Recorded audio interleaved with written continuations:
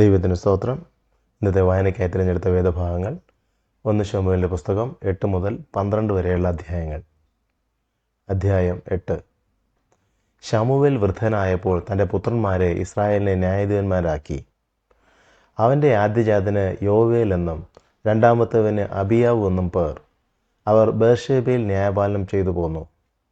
അവൻ്റെ പുത്രന്മാർ അവൻ്റെ വഴിയിൽ നടക്കാതെ ദുരാഗ്രഹികളായി കൈക്കൂലി വാങ്ങി ന്യായം മറിച്ചു വന്നു. ആകയാൽ ഇസ്രായേൽ മൂപ്പന്മാർ എല്ലാവരും ഒന്നിച്ചുകൂടി രാമയിൽ ശമൂവേലിൻ്റെ അടുക്കൽ വന്ന് അവനോട്, നീ വൃദ്ധനായിരിക്കുന്നു, നിന്റെ പുത്രന്മാർ നിന്റെ വഴിയിൽ നടക്കുന്നില്ല.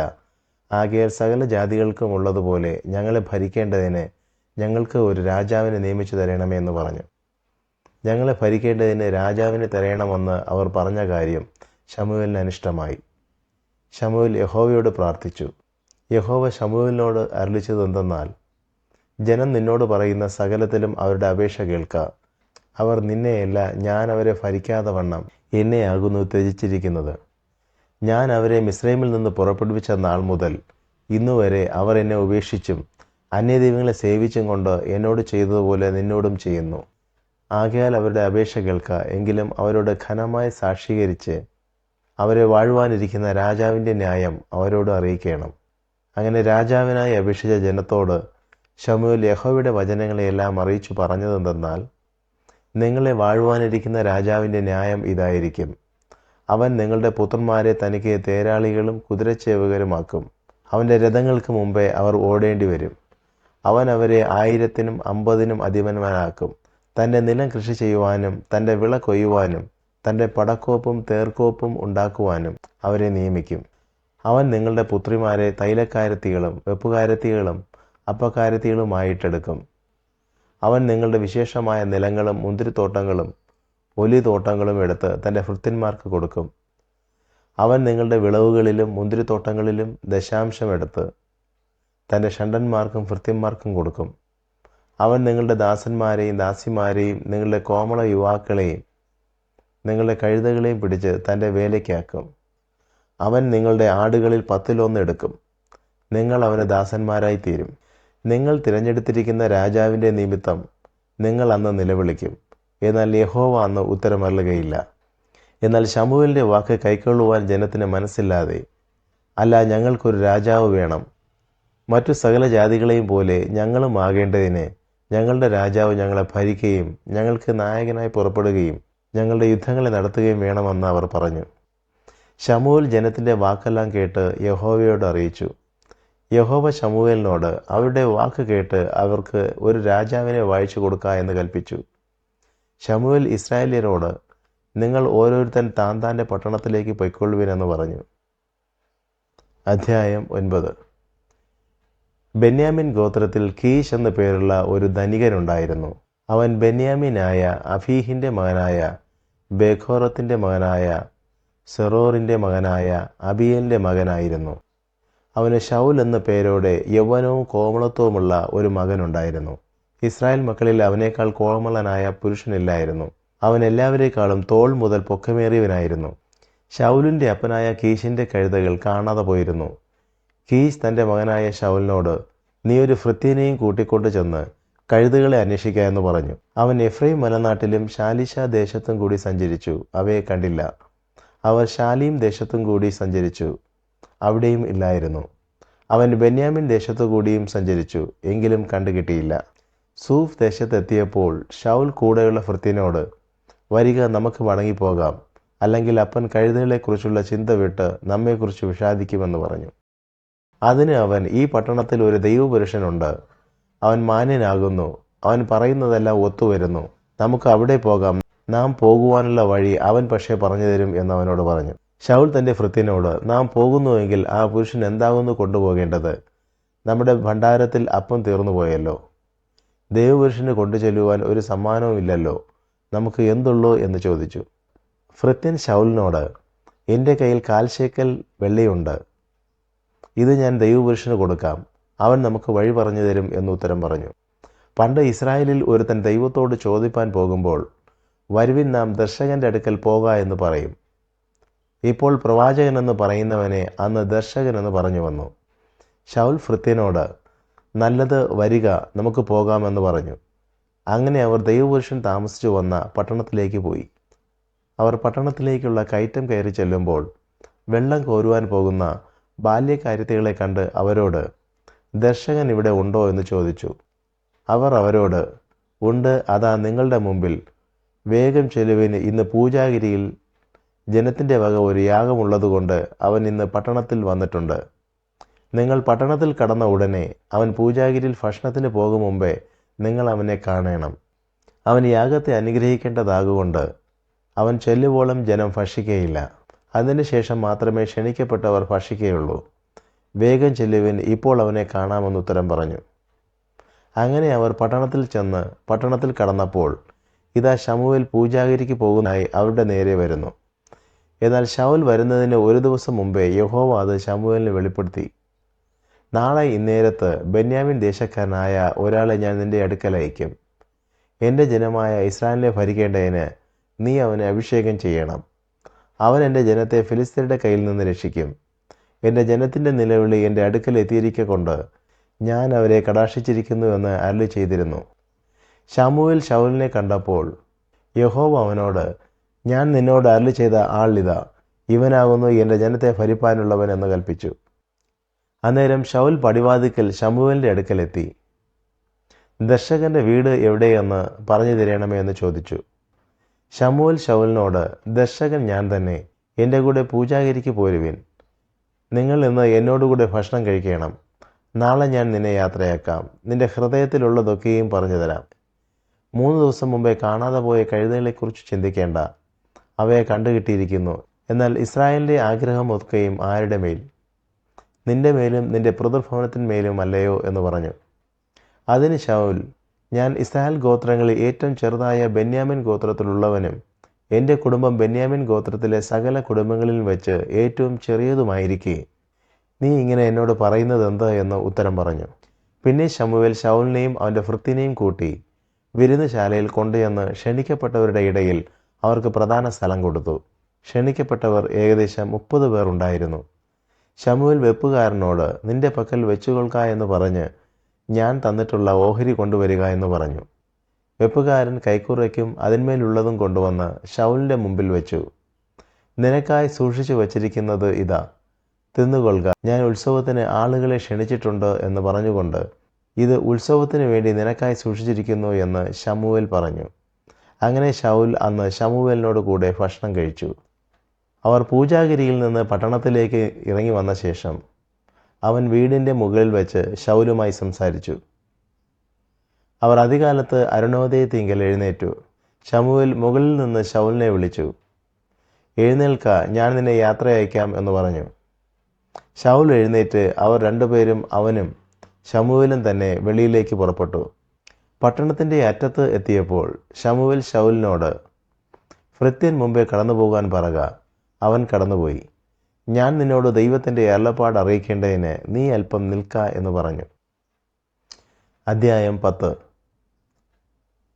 അപ്പോൾ ശമൂവേൽ തൈലപാത്രമെടുത്ത് അവൻ്റെ തലയിലൊഴിച്ച് അവനെ ചുംബിച്ചു പറഞ്ഞത്, യഹോവ തൻ്റെ അവകാശത്തിന് പ്രഭുവായി നിന്നെ അഭിഷേകം ചെയ്തിരിക്കുന്നു. നീ ഇന്ന് എന്നെ പിരിഞ്ഞു പോകുമ്പോൾ ബെന്യാമിൻ്റെ അതിരിങ്കലെ സെൽസഹിൽ റാഹേലിൻ്റെ കല്ലറയ്ക്കരികെ വെച്ച് 2 ആളെ കാണും. നീ അന്വേഷിപ്പാൻ പുറപ്പെട്ടു പോന്ന കഴുതകളെ കണ്ടുകിട്ടിയിരിക്കുന്നു. നിന്റെ അപ്പൻ കഴുതയെക്കുറിച്ചുള്ള ചിന്ത വിട്ട് എൻ്റെ മകനു വേണ്ടി ഞാൻ എന്ത് ചെയ്യേണ്ടു എന്ന് പറഞ്ഞ് നിങ്ങളെക്കുറിച്ച് വിഷാദിച്ചിരിക്കുന്നു എന്ന് അവർ നിന്നോട് പറയും. അവിടെ നിന്ന് നീ മുമ്പോട്ട് ചെന്ന് താബോരിൻ്റെ കരുവേലത്തിനരികെ എത്തുമ്പോൾ ഒരുത്തൻ 3 ആട്ടിൻകുട്ടിയെയും വേറൊരുത്തൻ 3 അപ്പവും വേറൊരുത്തൻ 1 തുരുത്തി വീഞ്ഞും ചുമന്നുകൊണ്ട് ഇങ്ങനെ 3 പുരുഷന്മാർ ബേഥേലിൽ ദൈവത്തിൻ്റെ അടുക്കൽ പോകുന്നതായി നിനക്ക് എതിർപ്പെടും. അവർ നിന്നോട് കുശലം ചോദിക്കും. നിനക്ക് 2 അപ്പവും തരും. നീ അത് അവരുടെ കയ്യിൽ നിന്ന് വാങ്ങിക്കൊള്ളണം. അതിൻ്റെ ശേഷം നീ ഫെലിസ്ത്യരുടെ പട്ടാളമുള്ള ദൈവഗിരിക്കെത്തും. അവിടെ പട്ടണത്തിൽ കടക്കുമ്പോൾ മുമ്പിൽ വീണ, തപ്പ്, കുഴൽ, കിന്നരം എന്നിവയോട് കൂടെ പൂജാഗിരിയിൽ നിന്ന് ഇറങ്ങി വരുന്ന ഒരു പ്രവാചക ഗണത്തെ കാണും. അവർ പ്രവചിച്ചു കൊണ്ടിരിക്കും. യഹോവയുടെ ആത്മാവ് ശക്തിയോടെ നിന്റെ മേൽ വന്നിട്ട് നീയും അവരോടുകൂടെ പ്രവചിക്കുകയും ആൾ മാറിയതുപോലെ ആയിത്തീരുകയും ചെയ്യും. ഈ അടയാളങ്ങൾ നിനക്ക് സംഭവിക്കുമ്പോൾ യുക്തമെന്ന് തോന്നുന്നത് ചെയ്യുക. ദൈവം നിന്നോടുകൂടെയുണ്ട്. എന്നാൽ നീ എനിക്ക് മുമ്പേ ഗിൽഗാലിലേക്ക് പോകണം. ഹോമയാഗങ്ങളും സമാധാനയാഗങ്ങളും കഴിപ്പാൻ ഞാൻ നിന്റെ അടുക്കൽ വരും. ഞാൻ നിന്റെ അടുക്കൽ വന്ന് നീ ചെയ്യേണ്ടുന്നതെന്തെന്ന് പറഞ്ഞു തരുവോളം 7 ദിവസം അവിടെ കാത്തിരിക്കണം.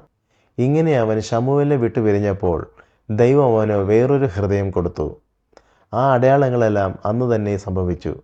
അവർ അവിടെ ഗിരിയിങ്കൽ എത്തിയപ്പോൾ ഒരു പ്രവാചകണം ഇതാ അവനെതിരെ വരുന്നു. ദൈവത്തിൻ്റെ ആത്മാവ് ശക്തിയോടെ അവൻ്റെ മേൽ വന്നു. അവൻ അവരുടെ ഇടയിൽ പ്രവചിച്ചു. അവനെ മുമ്പേ അറിഞ്ഞവരൊക്കെയും അവൻ പ്രവാചകന്മാരുടെ കൂട്ടത്തിൽ പ്രവചിക്കുന്നത് കണ്ടപ്പോൾ, കീശിൻ്റെ മകന് എന്ത് സംഭവിച്ചു? ശൗലും പ്രവാചകന്മാരുടെ കൂട്ടത്തിലായോ എന്ന് ജനം തമ്മിൽ പറഞ്ഞു. അതിന് അവിടുത്തുകാരിൽ ഒരുത്തൻ, ആരാകുന്നു അവരുടെ ഗുരുനാഥൻ എന്ന് പറഞ്ഞു. ആകയാൽ ശൗലുമുണ്ടോ പ്രവാചകണത്തിൽ എന്നുള്ളത് പഴഞ്ചൊല്ലായിത്തീർന്നു. അവൻ പ്രവചിച്ചു കഴിഞ്ഞ ശേഷം ഗിബയിലെത്തി. ശൗലിൻ്റെ ഇളയപ്പൻ അവനോടും അവൻ്റെ ഭൃത്യനോടും, നിങ്ങൾ എവിടെ പോയിരുന്നു എന്ന് ചോദിച്ചു. കഴുതകളെ തിരയുവാൻ പോയിരുന്നു, അവയെ കാണായികയാൽ ഞങ്ങൾ ശമൂവേലിൻ്റെ അടുക്കൽ പോയി എന്ന് അവൻ പറഞ്ഞു. ശമൂവേൽ നിങ്ങളോട് പറഞ്ഞത് എന്നെ അറിയിക്കണമെന്ന് ശൗലിൻ്റെ ഇളയപ്പൻ പറഞ്ഞു. ശൗൽ തൻ്റെ ഇളയപ്പനോട്, കഴുതകളെ കണ്ടുകിട്ടിയിരിക്കുന്നു എന്ന് അവൻ ഞങ്ങളോട് തിട്ടമായി അറിയിച്ചു എന്ന് പറഞ്ഞു. എങ്കിലും ശമൂവേൽ രാജ്യത്വം സംബന്ധിച്ച് പറഞ്ഞത് അവൻ അവനോട് അറിയിച്ചില്ല. അനന്തരം ശമൂവേൽ ജനത്തെ മിസ്പയിൽ യഹോവയുടെ സന്നിധി വിളിച്ചുകൂട്ടി. ഇസ്രായേൽ മക്കളോട് പറഞ്ഞതെന്തെന്നാൽ, ഇസ്രായേലിൻ്റെ ദൈവമായ യഹോവ ഇപ്രകാരം അരുളി ചെയ്യുന്നു, ഞാൻ ഇസ്രായേലിനെ മിസ്രൈമിൽ നിന്ന് കൊണ്ടുവന്നു. മിസ്രൈമ്യരുടെ കയ്യിൽ നിന്നും നിങ്ങളെ ഉപദ്രവിച്ച സകല രാജ്യക്കാരുടെയും കയ്യിൽ നിന്നും നിങ്ങളെ വിടുവിച്ചു. നിങ്ങളോ സകല അനർത്ഥങ്ങളിൽ നിന്നും കഷ്ടങ്ങളിൽ നിന്നും നിങ്ങളെ രക്ഷിച്ച നിങ്ങളുടെ ദൈവത്തെ ഇന്ന് ത്യജിച്ച് ഞങ്ങൾക്കൊരു രാജാവിനെ നിയമിച്ചു തരണമെന്ന് അവനോട് പറഞ്ഞിരിക്കുന്നു. ആകയാൽ നിങ്ങളിപ്പോൾ ഗോത്രം ഗോത്രമായും സഹസ്രം സഹസ്രമായും യഹോവയുടെ സന്നിധിയിൽ നിൽപ്പിൻ. അങ്ങനെ ശമൂവേൽ ഇസ്രായേൽ ഗോത്രങ്ങളെയെല്ലാം അടുത്തു വരുമാറാക്കി. ബെന്യാമിൻ ഗോത്രത്തിന് ചീട്ടു വീണു. അവൻ ബെന്യാമിൻ ഗോത്രത്തെ കുടുംബം കുടുംബമായി അടുത്തു വരുമാറാക്കി. മാതൃ കുടുംബത്തിന് ചീട്ടു വീണു. പിന്നെ കീശിൻ്റെ മകനായ ശൗലിന് ചീട്ടു വീണു. അവർ അവനെ അന്വേഷിച്ചപ്പോൾ കണ്ടില്ല. അവർ പിന്നെയും യഹോവയോട്, ആയാൾ ഇവിടെ വന്നിട്ടുണ്ടോ എന്ന് ചോദിച്ചു. അതിന് യഹോവ, അവൻ സാമാനങ്ങളുടെ ഇടയിൽ ഒളിച്ചിരിക്കുന്നു എന്ന് അരുളി ചെയ്തു. അവർ ഓടിച്ചെന്ന് അവിടെ നിന്ന് അവനെ കൊണ്ടുവന്നു. ജനമധ്യേ നിന്നപ്പോൾ അവൻ ജനത്തിൽ എല്ലാവരേക്കാളും തോൾ മുതൽ പൊക്കമേറിയവനായിരുന്നു. അപ്പോൾ ശമൂവേൽ സർവ്വജനത്തോടും, യഹോവ തിരഞ്ഞെടുത്തവനെ നിങ്ങൾ കാണുന്നുവോ? സർവ്വജനത്തിലും അവനെപ്പോലെ ഒരുത്തനും ഇല്ലല്ലോ എന്ന് പറഞ്ഞു. ജനമെല്ലാം രാജാവേ ജയ ജയ എന്നാർത്തു. അതിൻ്റെ ശേഷം ശമൂവേൽ രാജധർമ്മം ജനത്തെ പറഞ്ഞു കേൾപ്പിച്ചു. അത് ഒരു പുസ്തകത്തിൽ എഴുതി യഹോവയുടെ സന്നിധിയിൽ വെച്ചു. പിന്നെ ശമൂവേൽ ജനത്തെയെല്ലാം വീട്ടിലേക്ക് പറഞ്ഞയച്ചു. ശൗലും ഗിബയിൽ തൻ്റെ വീട്ടിലേക്ക് പോയി. ദൈവം മനസ്സിൽ തോന്നിച്ച ഒരു ആൾക്കൂട്ടവും അവനോടുകൂടെ പോയി. എന്നാൽ ചില നീചന്മാർ, ഇവൻ നമ്മെ എങ്ങനെ രക്ഷിക്കും എന്ന് പറഞ്ഞ് അവനെ ധിക്കരിച്ചു. അവനെ കാഴ്ച കൊണ്ടുവരാതിരുന്നു. അവനോ അത് ഗണ്യമാക്കിയില്ല. അധ്യായം 11. അനന്തരം അമോന്യനായ നാഹോഷ് പുറപ്പെട്ടു വന്ന് ഗിലെയാദിലെ യാബേശിന് നേരെ പാളയമിറങ്ങി. യാബേശ് നിവാസികളൊക്കെയും നാഹാഷിനോട്, ഞങ്ങളോട് ഒരു ഉടമ്പടി ചെയ്യണം, എന്നാൽ ഞങ്ങൾ നിന്നെ സേവിക്കാമെന്ന് പറഞ്ഞു. അമോന്യനായ നാഹോഷ് അവരോട്, നിങ്ങളുടെ വലം കണ്ണൊക്കെയും ചൂഴ്ന്നെടുക്കുകയും എല്ലാ ഇസ്രായേലിന്മേലും ഈ നിന്ന വരുത്തുകയും ചെയ്യുമെന്നുള്ള സമ്മതത്തിന്മേൽ ഞാൻ നിങ്ങളോട് ഉടമ്പടി ചെയ്യാമെന്ന് പറഞ്ഞു. യാബേശിലെ മൂപ്പന്മാർ അവനോട്, ഞങ്ങൾ ഇസ്രായേൽ ദേശത്തെല്ലായിടവും ദൂതന്മാരെ അയപ്പാൻ തക്കവണ്ണം ഞങ്ങൾക്ക് 7 ദിവസത്തെ ഇട തരയണം. ഞങ്ങളെ രക്ഷിപ്പാൻ ആരുമില്ലെങ്കിൽ ഞങ്ങൾ നിന്റെ അടുക്കൽ ഇറങ്ങി വരാമെന്ന് പറഞ്ഞു. ദൂതന്മാർ ശൗലിൻ്റെ ഗിബയിൽ ചെന്ന് ആ വർത്തമാനം ജനത്തെ പറഞ്ഞു കേൾപ്പിച്ചു. ജനമെല്ലാം ഉറക്കെ കരഞ്ഞു. അപ്പോൾ ഇതാ ശൗൽ കന്നുകാലികളെയും കൊണ്ട് വയലിൽ നിന്ന് വരുന്നു. ജനം കരയുന്ന സംഗതി എന്ത് എന്ന് ശൗൽ ചോദിച്ചു. അവർ യാബേശ്യരുടെ വർത്തമാനം അവനെ അറിയിച്ചു. ശൗൽ വർത്തമാനം കേട്ടപ്പോൾ ദൈവത്തിൻ്റെ ആത്മാവ് അവൻ്റെ മേൽ ശക്തിയോടെ വന്നു. അവൻ്റെ കോപം ഏറ്റവും ജ്വലിച്ചു. അവൻ ഒരേർ കാളയെ പിടിച്ച് കഷ്ണം കഷ്ണമായി ഖണ്ഡിച്ചു ദൂതന്മാരുടെ കയ്യിൽ ഇസ്രായേൽ ദേശത്തെല്ലായിടവും കൊടുത്തയച്ചു. ആരെങ്കിലും ശൗലിൻ്റെയും ശമൂവേലിൻ്റെയും പിന്നാലെ പുറപ്പെട്ടു വരാതിരുന്നാൽ അവൻ്റെ കാളുകളെ ഇങ്ങനെ ചെയ്യുമെന്ന് പറയിച്ചു. അപ്പോൾ യഹോവയുടെ ഭീതി ജനത്തിന്മേൽ വീണു. അവർ ഏക മനസ്സോടെ പുറപ്പെട്ടു. അവൻ ബെസേക്കിൽ വച്ച് അവരെ എണ്ണി. ഇസ്രായേല്യർ 3,00,000 യഹൂദിയർ 30,000 ഉണ്ടായിരുന്നു. വന്ന ദൂതന്മാരോട് അവർ, നിങ്ങൾ ഗിലെയാദിലെ യാബേശ്യരോട് നാളെ വെയിൽ മൂക്കുമ്പോഴേക്ക് നിങ്ങൾക്ക് രക്ഷയുണ്ടാകുമെന്ന് പറവീനെന്ന് പറഞ്ഞു. ദൂതന്മാർ ചെന്ന് യാബേശ്യരോട് അറിയിച്ചപ്പോൾ അവർ സന്തോഷിച്ചു. പിന്നെ യാബേശ്യർ, നാളെ ഞങ്ങൾ നിങ്ങളുടെ അടുക്കൽ ഇറങ്ങി വരും, നിങ്ങൾക്ക് ബോധിച്ചതൊക്കെ ഞങ്ങളോട് ചെയ്തു കൊള്ളുവിനെന്ന് പറഞ്ഞയച്ചു. പിറ്റേന്നാൾ ശൗൽ ജനത്തെ 3 കൂട്ടമായി വിഭാഗിച്ചു. അവർ പ്രഭാതയാമത്തിൽ പാളയത്തിന്റെ നടുവിലേക്ക് ചെന്ന് വെയിൽ മൂക്കും വരെ അമോന്യരെ സംഹരിച്ചു. ശേഷിച്ചവരോ 2 പേർ ഒന്നിച്ചിരിക്കാതെ വണ്ണം ചിതറിപ്പോയി. അനന്തരം ജനം ശമൂവേലിനോട്, ശൗൽ ഞങ്ങൾക്ക് രാജാവായിരിക്കുമോ എന്ന് പറഞ്ഞത് ആർ? അവരെ ഏൽപ്പിച്ചു തരേണം, ഞങ്ങൾ അവരെ കൊന്നുകളയുമെന്ന് പറഞ്ഞു. അതിന് ശൗൽ, ഇന്ന് ഒരു മനുഷ്യനെയും കൊല്ലരുത്, ഇന്ന് യഹോവ ഇസ്രായേലിന് രക്ഷ വരുത്തിയിരിക്കുന്നുവല്ലോ എന്ന് പറഞ്ഞു. പിന്നെ ശമൂവേൽ ജനത്തോട്, വരുവിൻ, നാം ഗിൽഗാലിൽ ചെന്ന് അവിടെ വെച്ച് രാജത്വം പുതുക്കുക എന്ന് പറഞ്ഞു. അങ്ങനെ ജനമെല്ലാം ഗിൽഗാലിൽ ചെന്നു. അവർ ശൗലിനെ ഗിൽഗാലിൽ യഹോവയുടെ സന്നിധിയിൽ വെച്ച് രാജാവാക്കി. അവർ അവിടെ യഹോവയുടെ സന്നിധിയിൽ സമാധാന യാഗങ്ങൾ കഴിച്ചു. ശൗലും ഇസ്രായേലരൊക്കെയും ഏറ്റവും സന്തോഷിച്ചു. അധ്യായം 12. അനന്തരം ശമൂവേൽ എല്ലാ ഇസ്രായേലിനോടും പറഞ്ഞതെന്തെന്നാൽ, നിങ്ങൾ എന്നോട് പറഞ്ഞതിൽ ഒക്കെയും ഞാൻ നിങ്ങളുടെ അപേക്ഷ കേട്ടു. നിങ്ങൾക്ക് ഒരു രാജാവിനെയും വാഴിച്ചു തന്നു.